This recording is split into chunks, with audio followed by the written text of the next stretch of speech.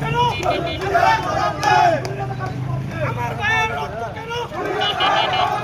আমাদের গায়ের রক্ত কেন? রাজাকার জবাব দে। সবুজের গায়ের রক্ত কেন?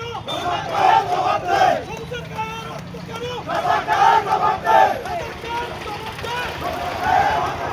আমার ভাইয়ের রক্ত কেন?